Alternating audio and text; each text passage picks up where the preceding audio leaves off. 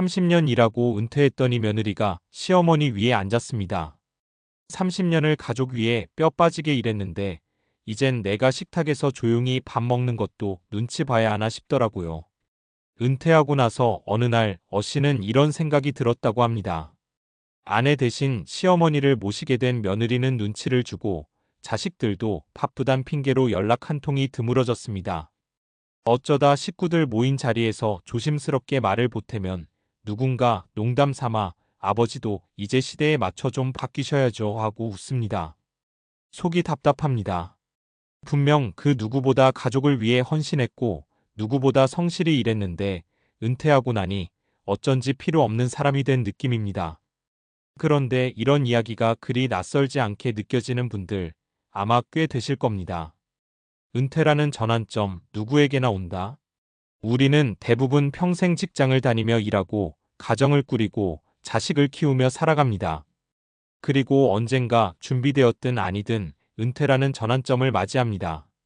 하지만 문제는 그 전환점을 맞았을 때 어떤 삶을 살게 될지는 직장에 다닐 때의 삶의 태도나 재산 수준보다도 그 은퇴를 어떻게 준비했느냐에 따라 완전히 달라진다는 겁니다. 단순히 돈만의 문제가 아닙니다. 경제적인 준비는 물론 관계, 자존감, 건강, 역할의 변화에 대한 대비까지 포함된 종합적인 인생 재설계가 되어 있어야 합니다. 그렇지 않으면 30년간 열심히 일한 인생이 퇴직 한순간에 존재감 없는 삶으로 뒤바뀌는 걸 스스로도 실감하게 됩니다. 1. 내 자리는 어디죠? 마이너스 관계의 변화에 무방비로 당한 어씨 사례. 어씨는 60세 정년퇴직을 맞이하며 이제 좀 쉬면서 집에서 편하게 지내자고 생각했습니다.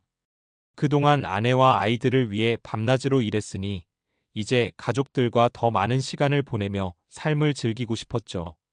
하지만 현실은 달랐습니다.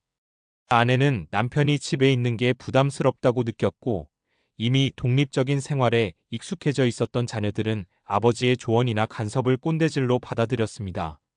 심지어 며느리도 시어머니보다 더 큰 소리치는 모습에 어씨는 씁쓸함을 느낍니다. 어씨는 말합니다. 내가 집에 있는데도 내 자리가 없는 것 같더라고. 뭐 하나 말하려고 하면 눈치가 보여. 내가 참 애매한 존재가 됐지.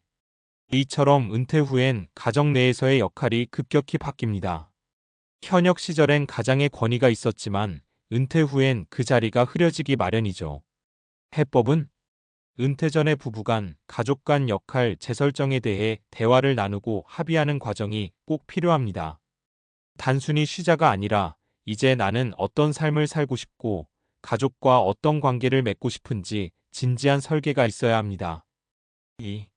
쉴 줄 알았는데 돈이 사람을 옥죄다 마이너스 경제력 상실로 위축된 B씨 사례. B씨는 중소기업에서 관리직으로 일하다 58세에 희망퇴직했습니다. 퇴직금과 약간의 저축이 있었지만 자녀 둘의 학비와 결혼 자금, 그리고 본인의 노후까지 감당하기엔 턱없이 부족했습니다. 퇴직 2년 후 그는 아내에게 생활비를 달라고 말하는 게 무척 미안해졌습니다. 젊은 시절 누구보다 책임감 있게 가족을 부양했던 사람이 이제는 매달 카드값 걱정을 하며 아내 눈치를 봐야 했죠. 예전엔 내가 벌어오던 사람이었는데 지금은 병원비나 급할 때 부탁하는 사람이 된 거지. 돈 앞에선 사람도 작아진다더니 그 말이 실감 나더라. 가장으로서의 자존감이 무너지고 은퇴 이후 삶에 대한 기대도 사라졌습니다. 해법은 요즘은 100세 시대입니다. 60에 은퇴하면 최소 3040년의 삶이 남아있는 셈이죠. 퇴직 전부터 제2의 경제활동을 준비해야 합니다.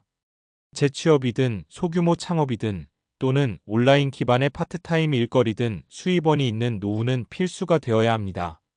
단순히 연금만 있으면 된다는 생각으로는 부족합니다. 3. 이 나이에 내가 뭘 더 한다고 마이너스 무기력에 빠진 C씨 사례. C씨는 62세에 공무원 생활을 마치고 은퇴했습니다. 퇴직 후 1년 정도는 여행도 다니고 친구들과 등산도 하며 자유를 만끽했죠. 하지만 그 시간이 길어지자 뭔가 허전함이 밀려왔습니다. 자신이 더 이상 사회에 필요 없는 사람 같다는 생각이 들었고 매일 똑같은 일상의 활력도 사라졌습니다.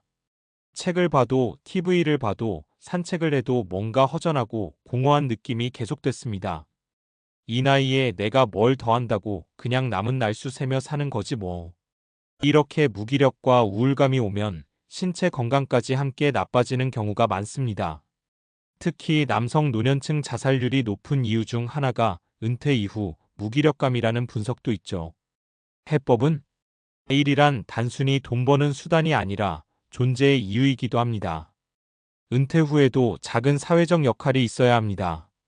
봉사활동, 지역 커뮤니티 활동, 동호회 참여 또는 강연이나 글쓰기 등 자신의 경험을 나누는 방식으로 자신이 여전히 쓸모있는 존재임을 느껴야 합니다. 그래서 우리는 어떤 준비를 해야 할까? 은퇴 준비는 단순히 언제 퇴직할까? 만 생각할 일이 아닙니다. 은퇴 후에 나는 누구로 살 것인가? 를 고민해야 합니다. 은퇴 준비 체크리스트, 경제적 준비, 퇴직금, 연금 외에 부가 수입 마련은 필수, 노후 주거비, 병원비 계획 세우기, 자녀 지원은 최소화하고 부부 중심의 재정 계획 수립, 관계 정비, 부부 간의 역할 재조정 대화, 자녀와의 거리감 조절, 사회적 네트워크 유지 또는 새로 만들기, 정체성 확보, 은퇴 후에도 나의 정체성을 이어갈 활동 찾기, 새로운 취미, 직업, 사회 참여 등 다양한 방식 고려, 내가 하고 싶은 것을 꾸준히 시도할 용기, 건강관리, 체력은 기본 마음 건강도 함께 챙기기, 일상 루틴 안에서 나만의 리듬 만들기. 앞서 은퇴 준비와 은퇴 후 삶의 현실을 다뤘으니 자연스럽게 이어갈 내용으로는 은퇴 후 뇌 건강과 정신 건강 관리 부분이 좋을 것 같아요. 왜냐하면 은퇴 이후 많은 분들이 겪는 무기력감, 우울감, 정체성 상실 문제는 뇌 건강과 정신 건강과 직결되어 있고 이를 관리하지 않으면 신체 건강과 사회적 관계에도 부정적 영향을 미치기 때문입니다. 또 과학적으로 뇌의 가소성인 EROPLASTICITY과 인지 기능 유지, 정신 건강이 노년의 삶의 질에 얼마나 중요한지 연구들이 많이 밝혀져 있어 논리적으로도 연결이 잘 됩니다. 은퇴 후 뇌 건강과 정신 건강 관리가 중요한 이유. 우리가 은퇴 후 무기력하거나 우울감을 느끼는 건 단순한 감정 문제가 아닙니다. 뇌에서 분비되는 신경전달 물질이나 호르몬, 그리고 뇌신경세포 간의 연결망이 변하면서 생기는 생리적 변화도 크기 때문입니다. 1. 뇌가소성, 그리고 활동이 뇌를 살린다. 뇌가소성은 뇌가 끊임없이 변하고 적응하는 능력을 말합니다. 어린 시절뿐 아니라 성인기, 노년기에도 뇌는 새로운 경험이나 학습에 따라 변화할 수 있어요. 은퇴 후에 평소 하던 일에서 멀어지거나 새로운 자극이 부족하면 뇌의 신경망이 점차 약해지고 인지 기능도 떨어질 수 있습니다. 반대로 새로운 취미를 배우거나 사회적 활동, 공부 등을 지속하면 뇌가 계속 자극받아 기능이 유지되고 심지어 개선되기도 합니다. 2. 운동과 뇌 건강. 운동은 몸뿐 아니라 뇌에도 좋습니다. 유산소 운동을 하면 뇌에서 BDNF의 유래 신경영양인자라는 물질이 분비되는데 이건 뇌세포의 성장과 연결 강화에 도움을 줍니다. 따라서 은퇴 후에도 꾸준히 운동을 하면 인지능력 저하를 늦추고 우울증 예방에도 효과적입니다. 3. 사회적 관계와 정신 건강. 사회적 고립이나 외로움은 우울증과 치매 위험을 높이는 것으로 알려져 있습니다. 반대로 꾸준한 인간관계 유지, 가족과 친구와의 교류, 지역사회 활동 참여는 정신 건강을 지키고 삶의 만족도를 높입니다. 은퇴 후에도 소속감을 느끼고 사회적 역할을 이어가는 게 중요한 이유입니다. 실제로 어떻게 해야 할까? 매일 30분 이상 걷기 같은 규칙적인 운동을 꾸준히 하세요. 새로운 언어, 악기, 글쓰기 등 뇌를 자극하는 새로운 도전을 시도하세요. 봉사활동, 동호회, 친구 모임 등 사회적 활동에 적극 참여하세요. 명상이나 심호흡 같은 마음챙김 활동을 통해 스트레스를 관리하세요.